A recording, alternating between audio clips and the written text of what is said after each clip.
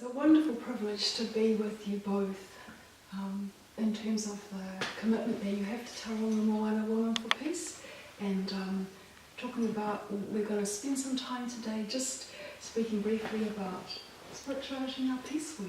How does that sound? Sounds good. So would there be a way that you'd like to introduce yourself in terms of a little bit about what's brought you to peace work? Well, I think for me the really key thing is the Quakers. I'm a member of the Quakers, and the Quakers have several testimonies that they try to live up to, and peace is one of them. So that's something. Plus which there seems to be so much unpeace in the world that needs everybody who has any consideration of peace to be working toward it. Joy, when you speak like that, it's just, and there's no way that I cannot feel connected to what you say. So you bring a generation of knowledge from Canada or the States? The States, and you are a nana, grandmother, mother? Oh, yes. Yeah, and you've been active in women's?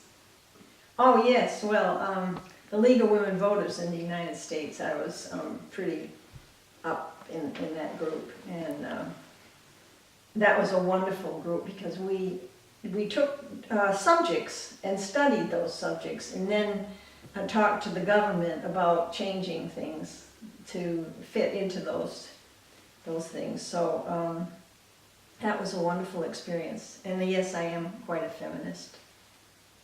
Thank you, Joy. Thank you. And Tauranga is home for you. Tauranga feels home? Yes, I guess so. Yeah. I really love New Zealand. The minute I stepped off the plane in Auckland, that first trip I came in 2001, I bought a house. It was in Wanganui. And later I lived at the Quaker Settlement, which is also in Wanganui, which is a series of 16 houses surrounding a conference center, and a lovely place to worship as well. So what would your words be for peace and worship?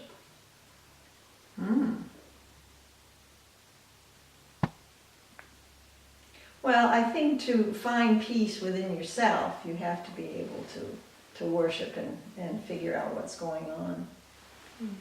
I would like to ask you, when you first were aware of that sense of peace in yourself and what's going on. Oh my goodness, when you're 80 years old, which I am, I can't tell you when. Well, I'll ask Mary Rose to just say hello and how she came to be involved, and then we'll ask, because it's really interesting to remember when we were first aware of peace and peacefulness and its value.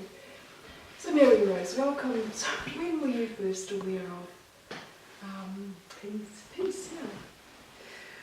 Well, that's a very interesting question, and it rolls back really to my childhood and my phone. That's fine.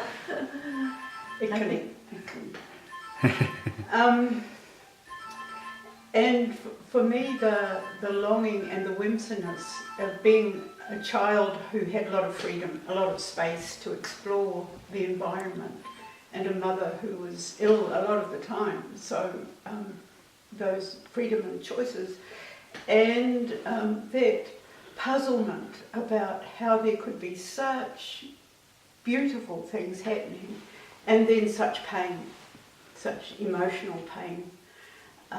So I've been aware of that difference for a long time, and peace and love I equate.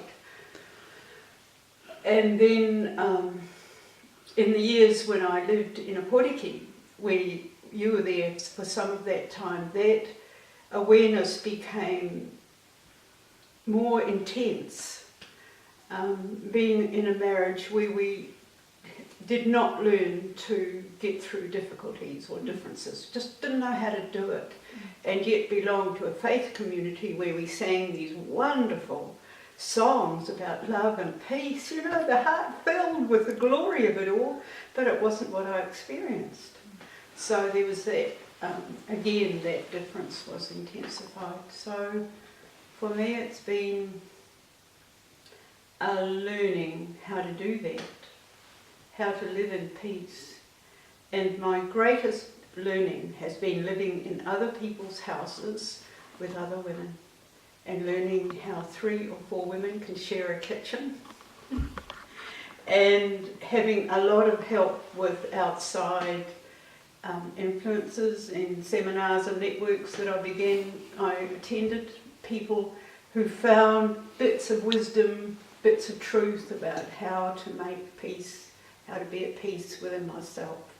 And so I went with them and I learned little bits, a bit from here and a bit from there. And here I am, nearly 80, and at 70 was able to get together with another older woman and learn how to cope with our differences and difficulties most of the time. I'm refreshed that there's a space for the cosmos to throw up a wild card for you. So there's Joy and Mary Rose and Meryl. I'm Meryl, and I'm also a part of Tauranga Moana Woman for Peace. And the question I should apply for myself, if I'm grueling you two, is when was I first aware of peace? And I can remember I have very strong memories of before being verbal, I have a very strong sense of the ground. I couldn't walk, I was in nappies still, and the sun on me, and I was sitting at the doorstep of a railway cottage where we lived, and I have a deep sense of the land and its vibration, a sense of peace that outweighs the struggles of family life and trying to move out of poverty and forms of illiteracy about emotional intelligence and how to say you love someone. And so I was a baby, probably in my first year, sitting. I also have a strong sense of danger at that age. I remember being a little bit younger than that, and there was some sort of violence or unpeace outside the bedroom window, and I knew that I was in great danger. And it's interesting, I can remember I was in the bassinet, and it was only later, or 50 years later, that I happened to mention that little house and me being in a bassinet one evening, a summer's evening, the window was ajar, and my mother recalled, she said, yes, she said, I remember there was someone outside. I had my girlfriend, my mother's friend with her, and she said, and my friend said, there's a shadow outside. We shut the door, with the window, sorry. And I thought, goodness, isn't it strange how you can carry through time memories of violence, pending violence, but memories of great peace. So that's a bit about me, yeah. So, Joy, what is the way that you sustain your sense of connection to peace that you might have remembered when you were first aware of peace as a child? I don't really remember peace as a separate thing. My father was an Episcopal, which is similar to Anglican minister, and so of course he was very interested in helping various groups of people find peace and love and God. And so I was brought up in that kind of a home, and so I suppose I was aware of the importance of peace quite early on, because he really felt strongly that that was the way that people needed to go, and I think he tried in various ways to encourage people to find peace and to search it out, and also within their own hearts. So he was the example.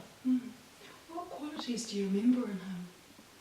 Well, he was really quite a strong personality, and so he worked on various projects which were trying to bring peace. For example, he worked as a volunteer for Heifer Incorporated, which is an organization that raised heifers and then shipped them around the world. And eventually they made a ranch in India and took lots of heifers over there and bred them with the Indian cattle so that they would have the strength and resistance to diseases that the Indian ones had.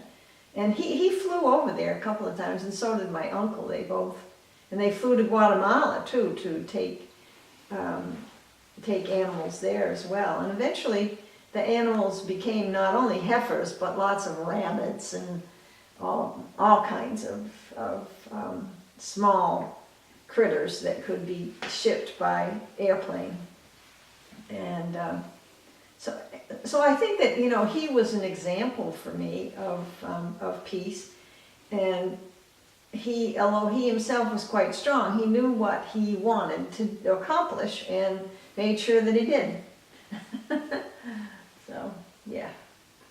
You spoke about the analysis that you in order to understand issues, it helps you come to peace. What sort of and you've done a lot of work on particular topics you've studied. Is there any that particularly have spun golden light for you, made sense, turned you on? Well, I think it's the Quakers, really. The Yes. things that Quakers believe and what we read and what we see happening and what our purposes are. Those are the things that are working for peace. And I can recognise that stillness in you too. So that's something that we love dearly. That instinctively people, I think, sense there's a calmness, an ability to contain. Yeah. Are there particular practices that you would be comfortable to share that you use for peacefulness with, you know, in the traumatic relationship with Mary Rose? Well, we often sit and have a quiet time and think about what's happening inside ourselves and maybe what's happening with other people. What would you say? Well, I think the ability to sit in stillness, like one or the other of us might say, let's have some worship time together, and we'll just sit in silence. And that is a very calming practice. A really deep deepening.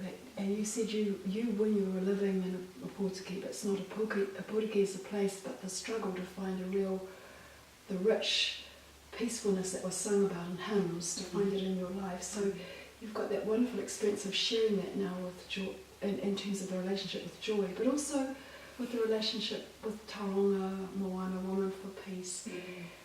How do you know, and how do you keep your practices alive every day when it's hard to work with a larger group of people?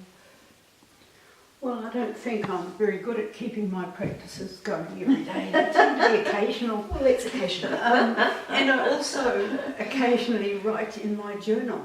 Yeah. And my journal has probably been my most remarkable tool of almost protecting my sanity, because I think I'm sane. In the years in which I was transient and lived in many different houses with many different, mostly women, the issues that rose were profound, and I would go through really deep struggles, and I would just write. Sometimes I would write pages and pages trying to just make sense of this turmoil within. Can be a real storm and chaos. So how do I make sense out of it? I put words to it. And I just found now my writing is much more concise, and when I hit a storm, an internal storm, it might all clarify within a page, and then I can know what the next step is and take that forward. So that practice and the silence, and Joy and I meet twice a week with Quakers to share in a group, silent worship and then sharing and discussion. Those are very powerful for me. When you spoke at the beginning about times of freedom to play because your mother was not well, were those times of freedom to play also times of great peace? My memory is that they were, and I think they were probably also times of sorting out whatever turmoil it was that hit me at home with the distress of mother who was ill.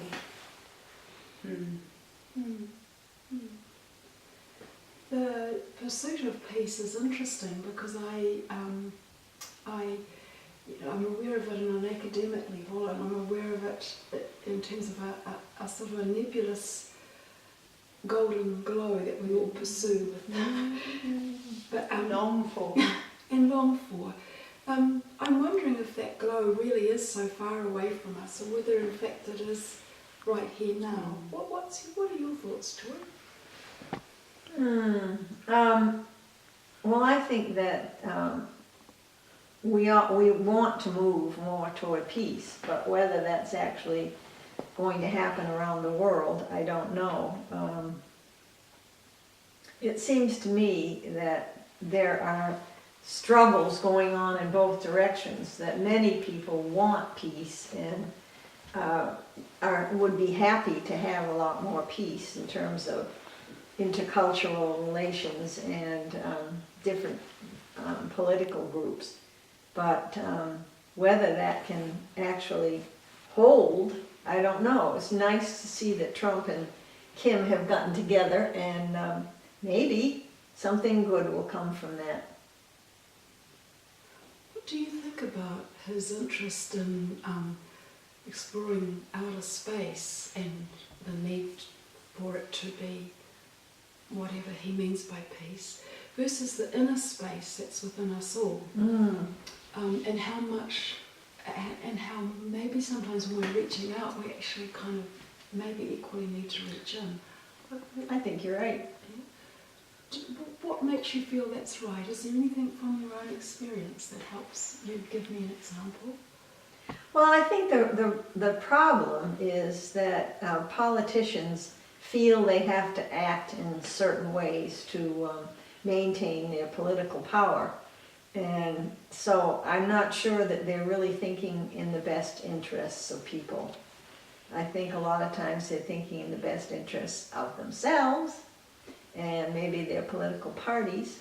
But I've been very happy to see the new government in New Zealand, because I think that there's a lot of interest in helping people who need homes and that kind of thing, which was not being done before. There was a lot more emphasis on business.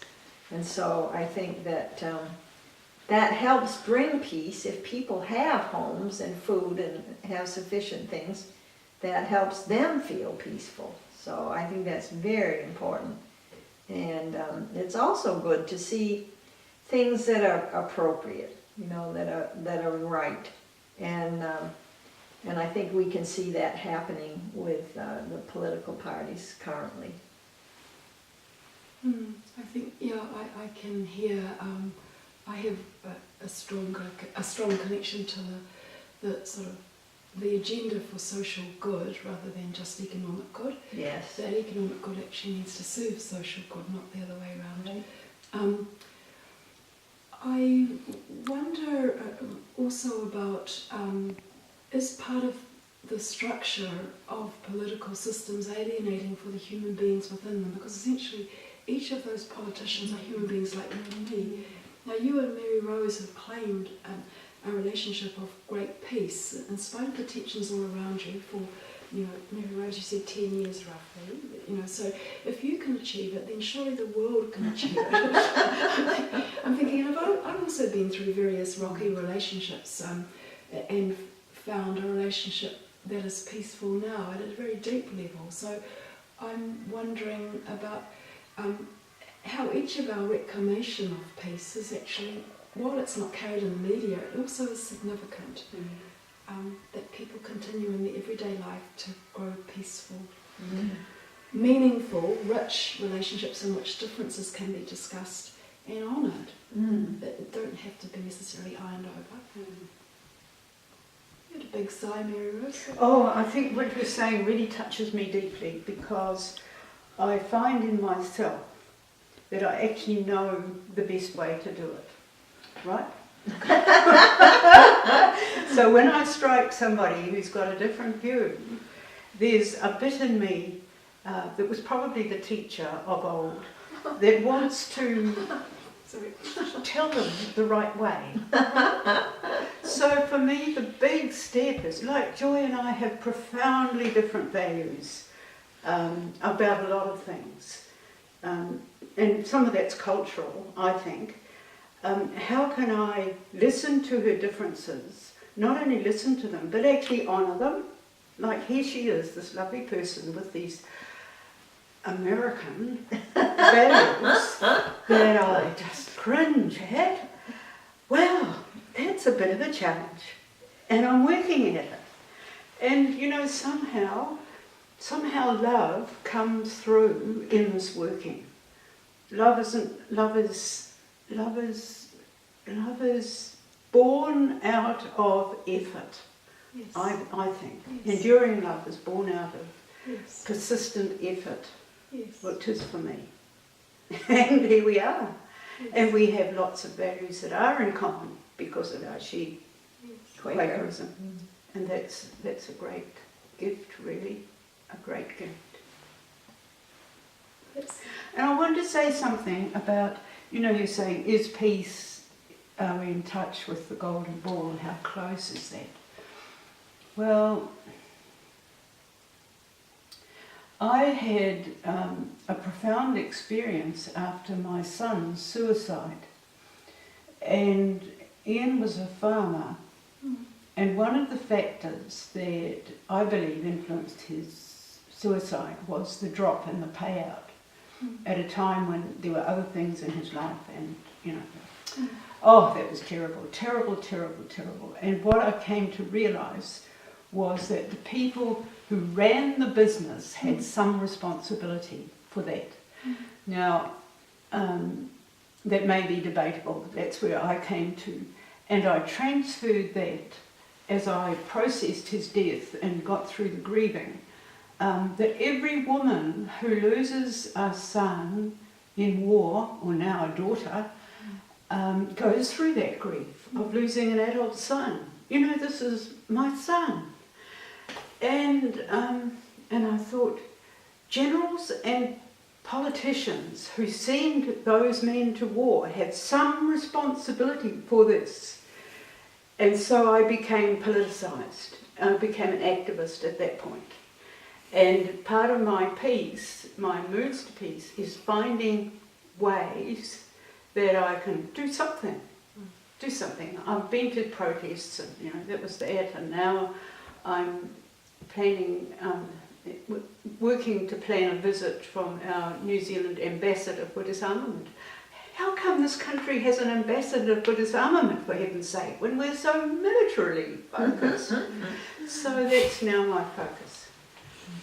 I love what you're saying, and it brings me to the points of, I guess, the dominant, I perceive the sort of shift that's occurred across my lifetime, certainly, of the dominance of structures that disintegrate us, or try to disintegrate or colonise us away from our spiritual or our humanistic, if you like, senses for the common good, for social justice, and for peaceable solutions to problems rather than warfare. Absolutely. So I see warfare even playing out in the supermarket. When you go in with a shopping list with an orientation of what the family needs. You come out with additional things that you've been subtly attacked by, and seduced by. I know you can say a supermarket is actually a model of a temple within which we worship. Goodness, yes. And some very skilled people have written analysis about the supermarket mall as the place that basically perpetuates another form of colonisation, separating us from our souls. Yes, absolutely. I wonder what you think, Joy? I never looked at a supermarket that way, so I really don't have an answer. They say from the moment you go in, the marbled floor, the piped music, the easy way that you move forward, the fact there's a serving class that's keeping everything clean, you can use a credit card and buy anything. You know, you're a god, but it's delusional. And I'd just as soon order everything online. I don't have to feel that I need to go into a store.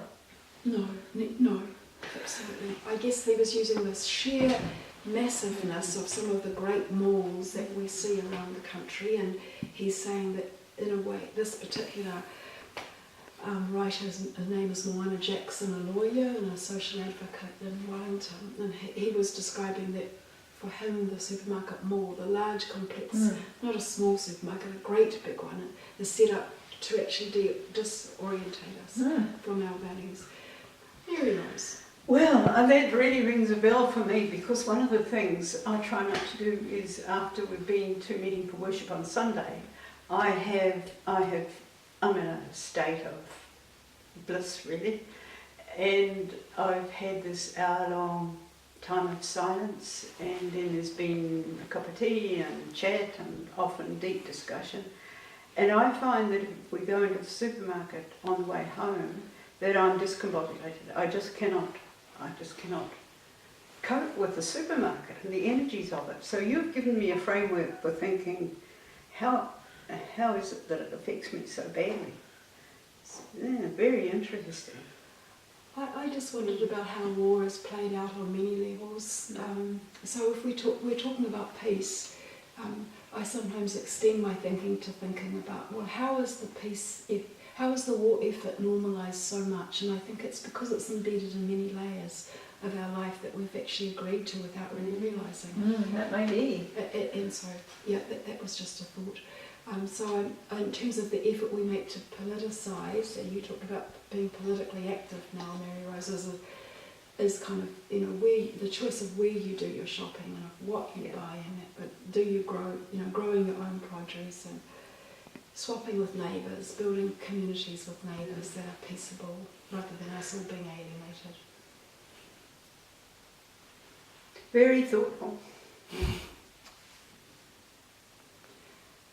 As we've been talking about peace and peace, the peace movement, what's your prescription for the future, Joy? What do you think? Well, I think that if we don't move toward peace in many directions, and certainly politically as well, that we will not survive. That we will not survive as a civilization. And so where do you see the death already occurring? Well, because of the fact that we're not working toward peace, in many groups are not working toward peace, but are more interested in their own interests. And it amazes me, when I lived in Washington State, the people who ran the forestry companies were willing to cut down all the trees, even the old trees that had been there for generations. And I thought to myself, how can they possibly be thinking of their grandchildren? And what about 7 generations, which the Indians suggested? I mean, that kind of thing is just not going to happen if people don't start thinking in a different way. So tell us about the 7 generations, because it's not as familiar. Well, the Indians felt that they needed to plan, when they were planning things, they needed to plan for 7 generations. Not just for their children or their grandchildren, but for 7 generations. They needed to be thinking about that when they were making decisions. Okay. That's simply it. And the joy of your life here, or Mary Rose's life here, or mine, is the result of the previous 7 generations back having thought. Well, maybe. I don't know if they thought or not. So that notion of ancestral legacy, and okay, thank you. They need to be thinking that way, and that's the way the Indians said we needed to be thinking, and I think they were right. Okay, American Indians, you mean? Yes. Sorry. And so how do you implement that every day in your life as a political woman working for peace? Well, I'm not sure that I do, to be honest. But where you can do, Yeah. where do you do it? Well, I think that it's really important that any decision that you make that will be affecting coming generations needs to be considered as part of the whole scheme. Not just thinking, you know, this is a great thing for my grand. We have great-grandchildren now. And so that's what, 4 generations? Yes. So we're getting there. And I think we need to be really aware of that. And so making decisions with the notion of other generations coming forward. Mary Rose, what does that do for you? Oh, a sense of deep sadness. Thinking about, like at present we are looking for a house for our greater old age, and so making decisions about financing it and so on, and truly the pressures are such that it's all I can do to manage our survival. I don't have the vision, I don't have the energy, or I don't know how to think ahead for future generations. But I am heartened by the many, many moves that there are to care for the environment and to face the devastation and pollution.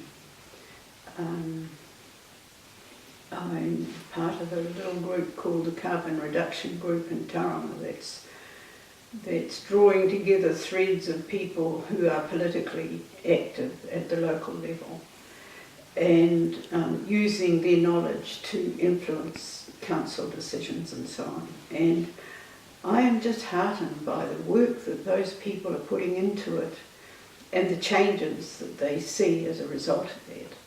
So it's kind of, I draw, I think, immense encouragement from every episode of that I see. Like Plastic Free July has just been advertised.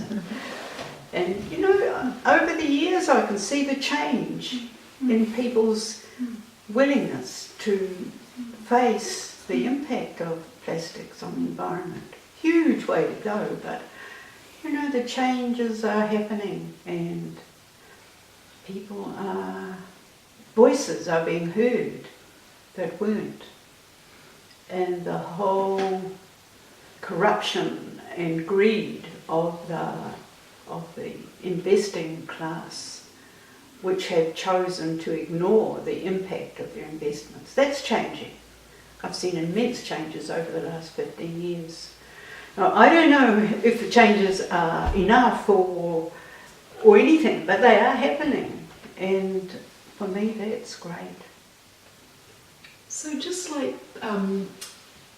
peace or love, you talked about love between the both of you, particularly sort of has to be remade every day, reclaimed every day. Peace also seems that it needs to be something that one actively reclaims or understands every day. It's not something that I can say, here the golden ball is right here, because inevitably that too, whatever I'm holding on to will of necessity have to dissipate.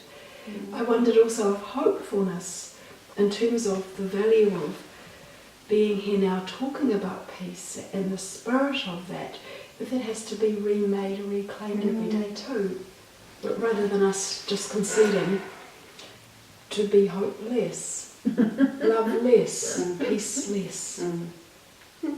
I think there's Lewin or Lunig, the Australian cartoonist, says just like bread, love has to be made again fresh each day. I think that's a lovely saying. And John Woolman, who's an early Quaker, said something like, consider whether what you wear and what you use have within them the elements of war. So he wore clothing that wasn't dyed. You know, that was a pretty odd thing to do, because the dye was made by slaves in the West Indies.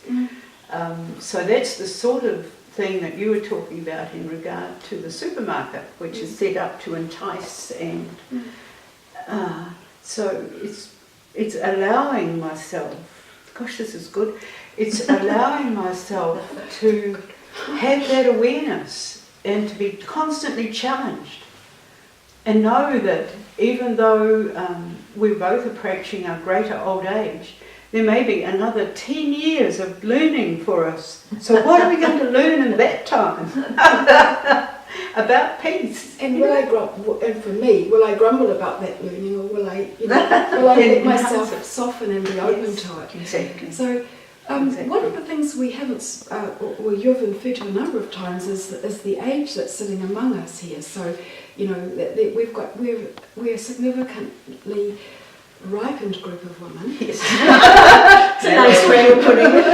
And there's a great freedom in that we haven't necessarily named, but I believe by being active in the Tauranga Moana Women for Peace, we did that or perceived that out of a need, a frustration at the lack of action around complaining against the government's oppression of its people, the homelessness, the low income levels, the inadequate benefit levels, lack of public transport, the disregard for the environment. So we took up space as a group of women who are grannies, and we believed, from my thinking, originally some of the group began believing in the notion that the police would not come and arrest grannies and take them away for protesting against the dumping of sewage into Tauranga Harbour. And so, as grannies, we have a political freedom, a mantle of responsibility that we couldn't have when we had young dependent children. Right. And we're at a point where we don't have to absolutely bow down to our employer, absolutely, whoever that employer is.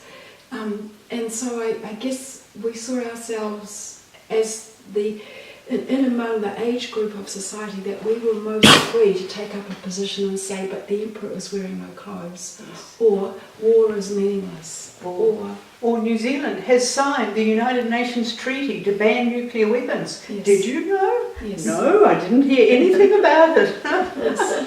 Yes. There is a freedom in that, and there's a group that appeals to me very much called the Raging Grannies. Yes. And two women who were with walkers, they were advanced in their arthritic conditions, suddenly got a handle on what the economy was doing to people. And so they sought ways of asking questions in important places and informing themselves. And it was both a cautionary tale and an inspiration of what they did.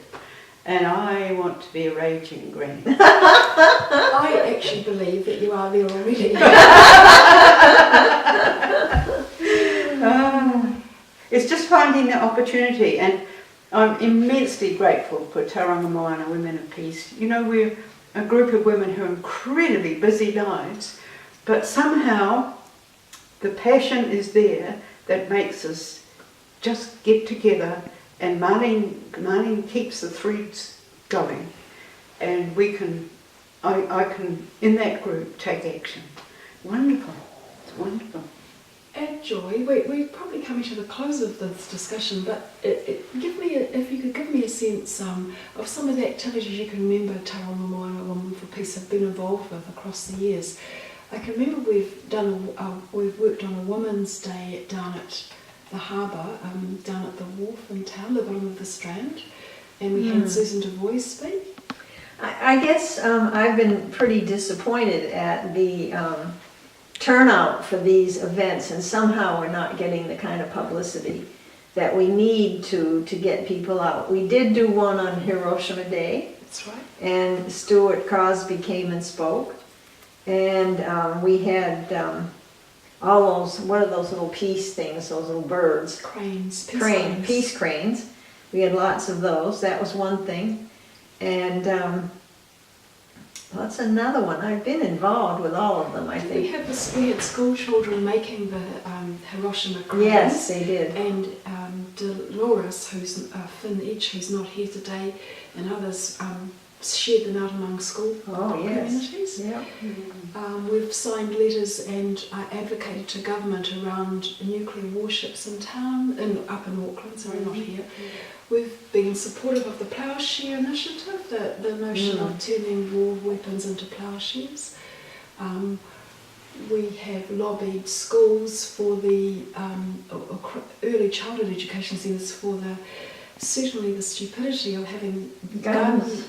gun policies Demonstrations. and demonstrations. We've argued against the militarisation in schools where college students and others can involve in army drill exercises as a leisure choice for high school.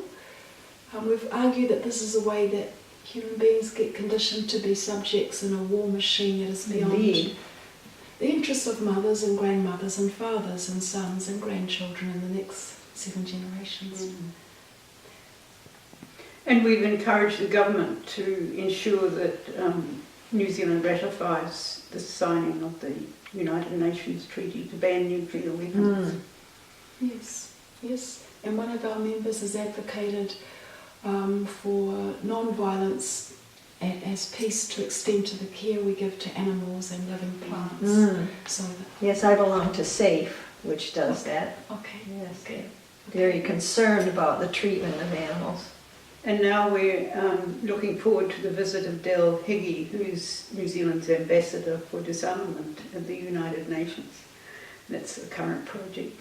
Yes. So by working in with local businesses, we can get small efforts that we put in, or massive efforts we put in, to support the larger community to have choices regarding that peace may be an option here and war doesn't have to be the only option, or competition, or subjugating our humankind for the sake of something else. As we come to a close, would you have any way that you'd like to define for me what peace is, Joy? Oh goodness, what peace is. Just because it can be quite nebulous unless we name it and then we know it.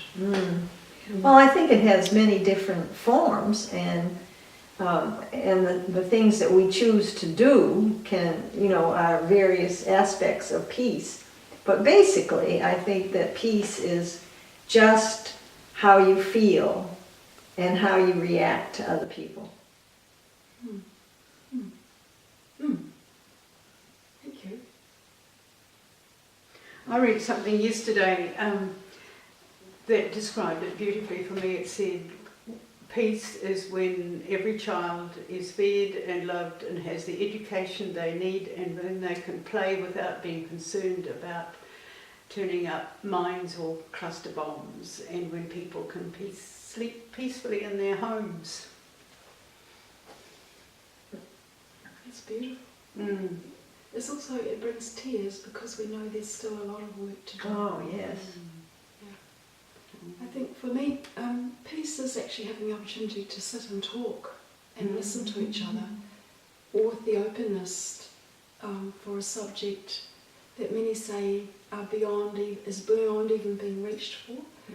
I think peace is the heritage that we bring forward and want to leave for our grandchildren. And it's necessary for human life and for the life of this planet.